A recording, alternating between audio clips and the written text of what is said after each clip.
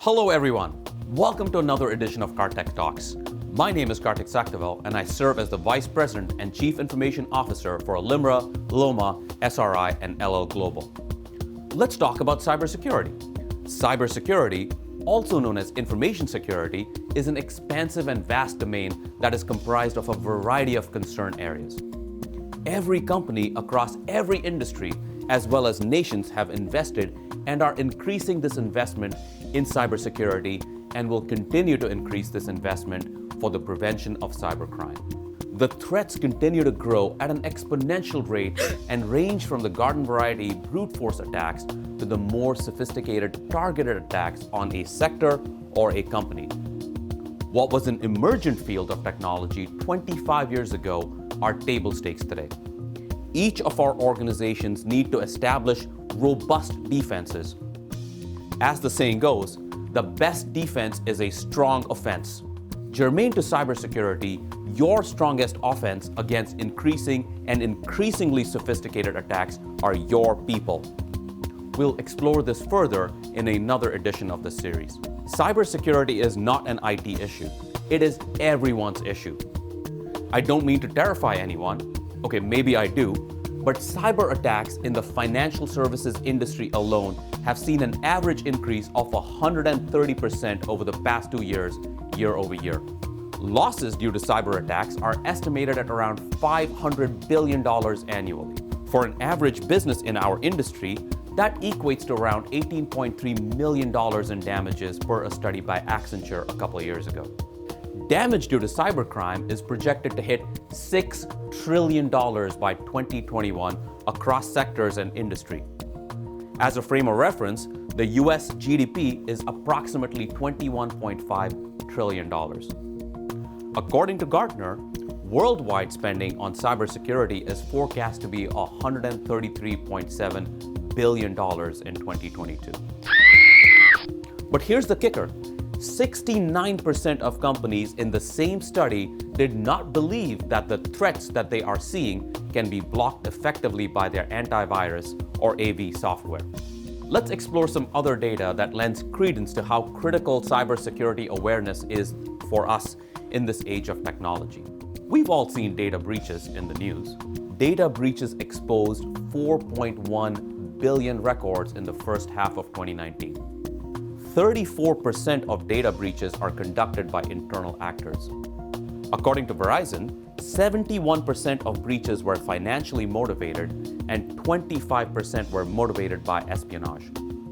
52% of these breaches involved hacking, 28% involved malware, and around a third included phishing or social engineering, respectively. According to an IBM study, the average time to identify a breach in 2019 was 206 days, and the average life cycle of a breach, from breach to containment, was 314 days. Hackers attack every 39 seconds, which equates to about 2,244 times a day on average, according to the University of Maryland. 65% of groups used spear phishing as the primary mode of attack. Let's take a second to understand phishing and spear phishing. When malicious actors, hackers, send out malicious emails to a very large number of recipients, more or less at random, with the expectation that only a small percentage will respond, it's called a phishing attack. These emails might look official or deceitfully seem like they have originated from a trusted source or sender, such as your bank, your financial institution, your package delivery service, or even your kid's school or place of worship. These phishing emails may state something to the effect of, click here to confirm your information, or click here to change your password, etc. The issue is that this loaded link might house malware. Malware is effectively a piece of software commonly referred to as a virus. Malware is far more destructive because it will not only infect your system, but your entire network, replicating itself and potentially becoming more sophisticated and more difficult to find and eradicate in the process. These links might alternatively direct you to a fake website called a spoof site, where you might be solicited for sensitive personal information such as your date of birth, your social security number, etc. Let's explore spear phishing. Spear phishing attacks are a more nefarious variant of phishing in that they are carefully crafted emails that are designed and targeted to get a specific recipient rather than a broader spray and pray type attack. Attacks of these types may seem like they originate from known sources. You could get a spear phishing email designed to look like it originated from your boss, which says something to the effect of, "I need you to watch this training video," or from your professor which says, "Click here to upload your book report immediately," or from your mom that says, "I forgot my purse. Please click here so I can pay for my Uber." Sophisticated attacks could come in the form of reading from your social media check-ins that you're in Philadelphia, and an email could arrive from your friend that says, "You're in Philly. Check out this cheesesteak restaurant menu." Cookies left on your device that lets individuals study that you're looking at airfare to a particular destination or restaurants that you're checking out. Anything personal of yours that can be weaponized and used against you to trick you into compromising yours or your company's assets are subject to this type of an attack. Ransomware has emerged as a damaging type of a cybercrime. The average cost of a ransomware attack on businesses is $133,000. The US Department of Homeland Security defines ransomware as a type of malicious software or malware designed to deny access to a computer system or data until a ransom is paid. Ransomware typically spreads through phishing emails or by unknowingly visiting an infected website. Ransomware can be devastating to an individual or an organization. Anyone with important data stored on their computer or on their network is at risk, including government or law enforcement agencies and healthcare systems or other critical infrastructure entities.